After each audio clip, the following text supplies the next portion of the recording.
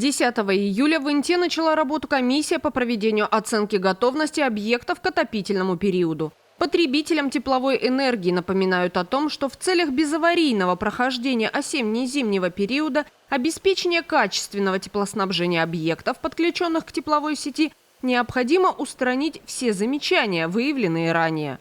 Акты проверки готовности к отопительному периоду можно получить в 222-м кабинете городской администрации с понедельника по четверг с 8 до 17 часов. Перерыв с 12 до 13 часов. Паспорта готовности к новому отопительному сезону необходимо оформить до 15 сентября.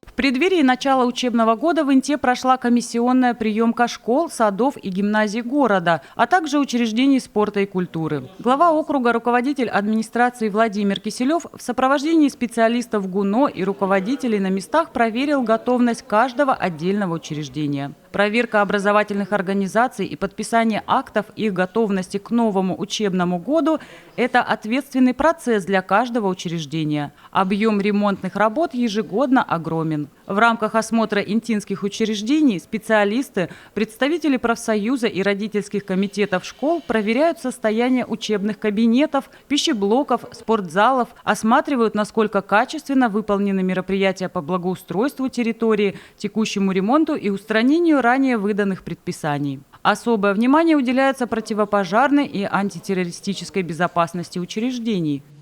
Мы до 15 числа должны принять все учебные заведения к работе, к учебному году. Мы сделали это раньше, то есть сегодня 10 числа все объекты проехали, все посмотрели, все помещения готовы к приему детей. Все работы, которые были запланированы, они завершены. Сейчас ждем еще мебель у нас подойдет и закупка учебников. То есть к 1 сентября мы будем готовы принять детей и к началу учебного года. За лето каждое учреждение выполнило ряд косметических ремонтов.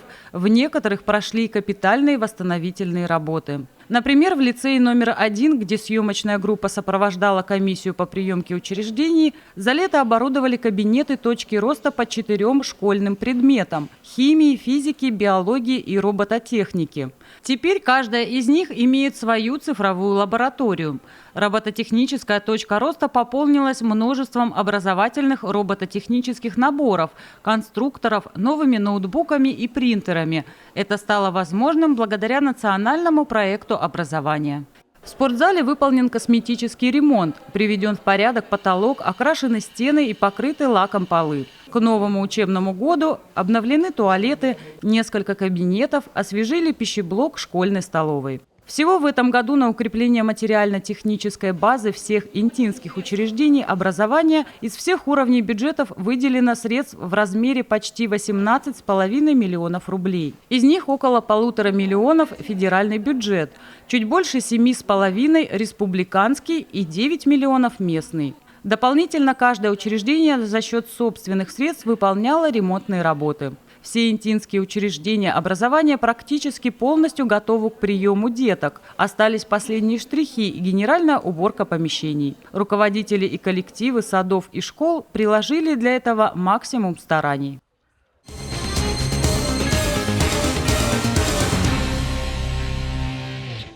В Инте несовершеннолетние спровоцировали ДТП, в котором сами же и пострадали. Происшествие случилось 15 августа в 16 часов. 17-летний подросток, управляя питбайком, двигался по улице Мира со стороны улицы Дзержинского в направлении улицы Воркутинской. Напротив дома номер 36 по улице Мира мотоциклист не справился с рулевым управлением и опрокинулся на проезжей части. В результате юный байкер получил закрытую черепно-мозговую травму, сотрясение мозга, а также множественные ушибы и ссадины. У 15-летней пассажирки диагностированы закрытая черепно-мозговая травма, сотрясение головного мозга средней степени, ушибы и ссадины, гематома затылочной области головы, повреждение правого голеностопного сустава. Оба госпитализированы. По информации ГИБДД, пострадавшие были без мотошлемов. Находящийся за рулем питбайка подросток, несмотря на отсутствие водительского удостоверения, уже трижды привлекался к ответственности за нарушение правил дорожного движения.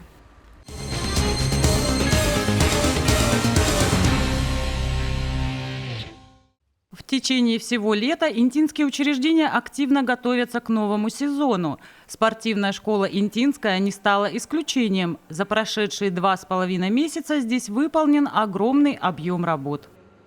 Косметический работ проведен во всех душевых, раздевалках, в холлах, в коридорах. То есть везде, где нужны были покрасочные работы, побелка, покраска, где-то замена плитки. То есть все эти работы сделаны. Практически во всех внутренних помещениях спортшколы косметические ремонты завершены. Тренажерные и спортивные залы, душевые, раздевалки, хозяйственные помещения учреждения обновлены. Выкрашены стены и полы, побелены потолки. Кое-где подремонтировано. В душевых произведена замена треснутых плиток кафеля и старых леек на новые. Производится промывка внутренних балок здания от пыли. На сегодняшний день в бассейне проводится замена старых светильников на более современные. Одна полоса освещения над чашей бассейна уже смонтирована. Сейчас специалисты спортшколы заняты установкой ламп с другой стороны. Устаревшие светильники не вышли полностью из строя, поэтому им находят новое применение. Большинство из них будут освещать коридоры, холлы и залы учреждения дополнительно. Подведомственные здания спортивной школы, такие как хоккейный корт, баня, лыжная база, тоже подготавливаются к новому сезону. В хоккейном корте в этом году мы планируем сделать такую модернизацию душевых, так скажу, чтобы подвести туда терморегуляторы воды и подключить кнопочные такие механизмы, чтобы уже экономить воду, которая идет затрата холодной горячей воды, потому что все-таки народу моется много, и в целях экономии мы вот эти работы проводим. Помимо всего прочего, в рамках косметических работ в корте красят борты, осматривают на предмет поломок зрительские трибуны. Впереди запланирован ремонт раздевалок, чистка и мытье самого корта. Произведено техническое обслуживание холодильной установки и льдозаливочной машины. На эти работы ушло порядка 1 миллиона рублей. В здании бани сотрудницы спортшколы наводят генеральную уборку, моют коврики, наводят чистоту во внутренних помещениях и на улице при входе. Хочу выразить огромную благодарность всем своим работникам, которые оставляют душу на этом учреждении, делают ремонт, красят, белят, убирают. Большое вам спасибо за ваш труд. Мало того, что делают в помещениях, они еще и облагораживают территорию. То есть в этом году у нас выпилку ивника сделали, привели в порядок нашу большую территорию. Она сейчас чистая, красивая. Тренажеры в начале сезона уличные все в июне приводятся. Делается техобслуживание этих тренажеров, они у нас ремонтируются, то есть подкручиваются, чтобы они не болтались, не шатались, чтобы людям было комфортно заниматься.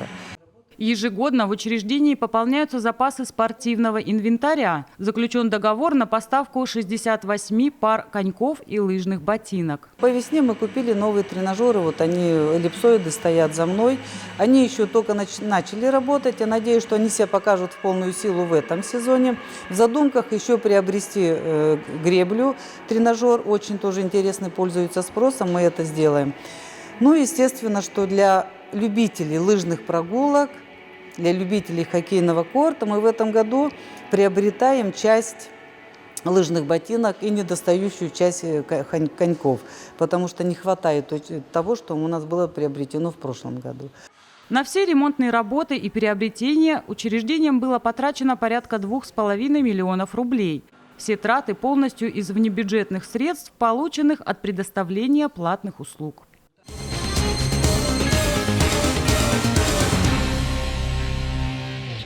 В Инте полным ходом идет благотворительная акция «Первоклассник». Отделение помощи семье и детям Центра социальной защиты населения города проводит ее уже более 10 лет. Ежегодно в ее рамках каждому первокласснику из малообеспеченных семей и семей, находящихся в социально опасном положении или группе риска, вручается портфель с необходимыми школьными принадлежностями. Акция стартовала 14 июля и продлится до конца августа. В настоящее время очень сложно собрать ребенка в школу, особенно если у тебя не один ребенок. Трудное материальное положение некоторых семей не позволяет приобрести все необходимое к школе. Цены выросли, и мы понимаем, что школьные принадлежности, рюкзаки – это весомый вклад в подготовку ребенка к школе. Нам помогают как индивидуальные предприниматели и отдельные граждане нашего города, за что им огромная благодарность. Мы примем в дар любые школьные принадлежности: тетради, карандаши, фломастеры, рюкзаки. Все это будет вручено будущим первоклассникам, которые нуждаются в социальной поддержке. Будем благодарны за посильный вклад в благое дело. Школьные принадлежности можно принести по адресу Куратова, 66, кабинет 102, отделение социальной помощи семье и детям. Более подробную информацию вы можете получить по номеру телефона 3 10 74 у специалистов нашего отделения. Неравнодушные интинцы активно отзываются на участие в акции. В разные годы в ряды благотворителей входили сотрудники Следственного комитета и прокуратуры, депутаты Совета города и индивидуальные предприниматели. Для будущих первоклашек принимаются портфели и папки для тетрадей, тетради и обложки, пеналы и линейки, ручки и карандаши, цветная бумага, картон и ножницы, краски и альбомы для рисования. В конце августа, накануне Дня знаний, в торжественной обстановке состоится вручение заветных портфелей. Прием школьных принадлежностей для акции «Первоклассник» осуществляется в отделении помощи семье и детям по адресу улица Куратова, дом 66, кабинет 102. Подробности по телефону 3 10 74.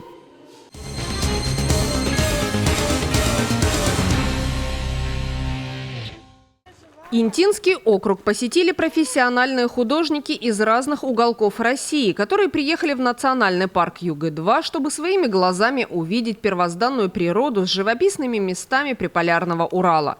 Опытные мастера своего дела из Санкт-Петербурга, Кирова, Новосибирска, Сыктывкара напишут с натуры пейзажи скалистых гор, бурлящих рек и кристально чистых озер.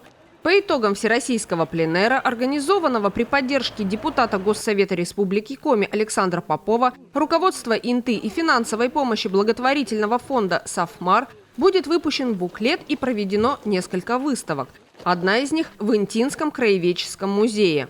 Это такая вот поездка неожиданная. Самое удивительное, что мы приехали в год, когда ваш знаменитый знаковый художник Трофимов исполнилось 60 лет, как он приехал в Инту. И это я обнаружила буквально перед поездкой. Это тоже есть какая-то такая вот связь. Наверное, это эмоциональная такая связь. Мы хотели, вот приехали профессиональные художники, классические художники с Санкт-Петербурга, Академии художеств, и Новосибирск, и Киров, и Сыктывкар. И это такая, скажем, восстановление некой такой связи времен. Потому что очень давно, несколько десятилетий уже здесь не приезжали сюда профессиональные художники. Я имею в виду художники, у которых академическое образование, с такой вот профессиональной школой и с таким вот мироощущением, именно академическим, классическим. И это, наверное, будет интересно. И, конечно же, сам парк, сама природа, она бесконечна. И это такое вот паломничество. Из всех, кто приехал, только двое, кто был на Юга-2, кто был на Приполярном Урале. У нас одна из художниц была несколько раз здесь. И, конечно, это территория, которая притягивает. И сюда едут художники не просто покрасить, да, или написать. Это, для многих это будет такое перевоплощение. Может быть, это будет несколько иное высказывание. По результатам мы, конечно, очень благодарны Управлению культуры, руководству города, парку Юга-2, музею и очень много людей, которые способствовали тому, чтобы мы здесь появились. И по результатам будет выставка. Выставка будет небольшая, но она будет всего лишь один день. А потом, когда уже работы будут готовы и оформлены, мы собираемся сделать выставку в Национальной галерее, в Инте, еще одну такую вот отчетную, и, может быть, в представительствах в Москве и Санкт-Петербурге. Будет выпущен буклет. И это, конечно, такая вот интересная история, потому что приехали художники, которые закончили Академию художеств, а эксперт пленэра Светлана Михайловна Грачева, доктор искусствоведения, да. И это, конечно, очень такая серьезная делегация. Я не знаю, что это будет, но вот то, что это территория, которая притягивает, на которую хочется вернуться, я тоже здесь была, и мы в предвкушении. Мы приехали первый раз с группой художников и искусствоведов, и это будет пленэр, и мы надеемся получить яркие впечатления. Мы их уже начали получать от такого долгого путешествия. Мы ехали на поезде и смотрели, какие здесь красивые места. И приехали в Инту, и нас так гостеприимно встретили. Живописные пейзажи привлекают тысячи любителей дикой природы. Ежегодно в Интинский округ приезжают туристы со всего мира, чтобы побыть вне цивилизации один на один с первозданной природой. На этот раз в составе делегации члены Союза художников России и Ассоциации искусствоведов, авторы и участники различных международных научных конференций и выставочных проектов. Художники проведут в национальном парке Юга-2 6 дней. Затем живописцы вернутся в Инту и вместе с сотрудниками Интинского краеведческого музея проведут выставку. Я еду на Приполярный 4-й раз. 2 раза это были творческие поездки, то есть я ехала конкретно на пленэр поработать. И одна у меня была попытка подняться на Народную, тяжелый поход. Ну, поэтому вот... Как говорится, лучше гор могут быть только горы, тем более Приполярный Урал, место каждый раз новое. И поэтому вот я жду, вы знаете, как свидание, когда ты вот вроде бы и знаешь, и в то же время понимаешь, что это каждый раз что-то другое. Поэтому я вот, ну, естественно, я хочу поработать, как все художники, в голове вот мысли о работе. Это не прогулка, это работа. Но в то же время вот все мои предыдущие поездки, они каждая отдельная история, они не похожи друг на друга вообще. Даже я пересматриваю фотографии, и я смотрю, как будто бы другое освещение, какое-то другое состояние. И поэтому я вот надеюсь, что это какая-то будет у меня новая встреча, новая поездка, новое впечатление. Но и от себя я тоже, конечно, жду какой-то, может быть, какого-то нового решения, каких-то новых попыток показать горы. То есть это, ну, вызов определенный. Мы здесь впервые ожидаем самых таких ярких, незабываемых впечатлений. Надеюсь, они все как бы оправдаются. Приехали из Санкт-Петербурга, из Академии художеств имени Ильи Репина. Вот, но мы не надеемся, мы знаем, что будет очень интересно. Раньше у нас никогда не было такого опыта, вот, но мы его с удовольствием получим. Я приехал из города Кирова, тоже начало северной части нашей страны, юг севера, так я бы сказал. Я первый раз здесь. И хотя слышал, конечно, и смотрел в интернете, когда мне предложили сюда приехать, посмотрел, что это такое. В принципе, суровые условия, тундра, горы мне знакомы. Я вырос на Камчатке, и что такое камчатская тундра, знаю хорошо. Ну, теперь посмотрю на тундру приполярную. С удовольствием поработаю, попишу.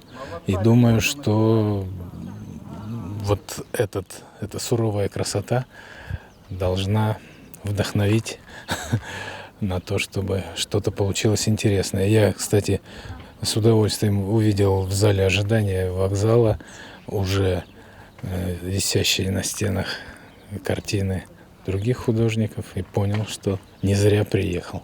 Надо тоже что-то такое сделать.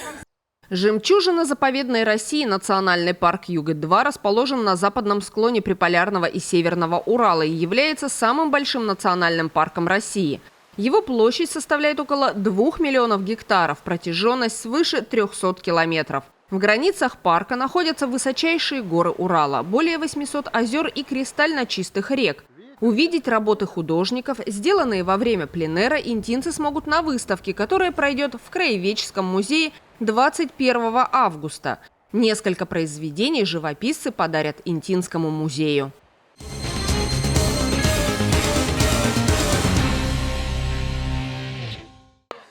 22 августа Республика Коми отметит день своего рождения. Традиционно в Инте пройдет ряд торжественных мероприятий, приуроченных к празднованию 102-й годовщины региона и Дню государственного флага Российской Федерации. На различных площадках перед зрителями выступят лучшие самодеятельные профессиональные художественные коллективы Инты. Для горожан будет организована насыщенная культурно-развлекательная программа с концертами, выставками, экскурсиями и флешмобами.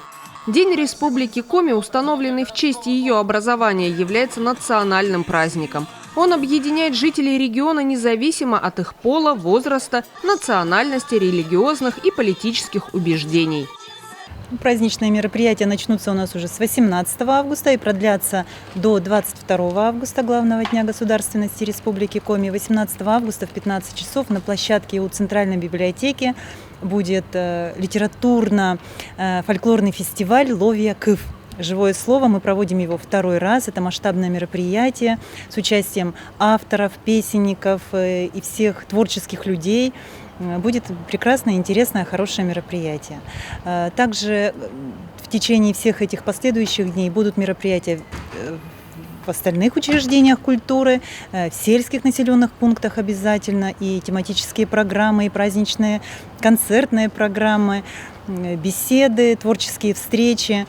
Ну и завершится кульминация всех этих праздничных мероприятий. Будет праздничная программа на площади Ленина. Она проходит у нас традиционно в 12 часов. Называется она «Тебе, моя республика», где все творческие силы нашего города будут на площади, будут различные площадки, спортивная, площадка музея, библиотеки, различные молодежные акции. Также в этот день мы все помним, что у нас День государственного флага Российской Федерации. Будет молодежная акция «Менфлаг», «Наш флаг». Вот. Ну и, конечно, хорошая концертная программа. Поэтому приглашаем всех интинцев, приходите. Надеемся, что погода нам поспособствует проведению нашего праздника.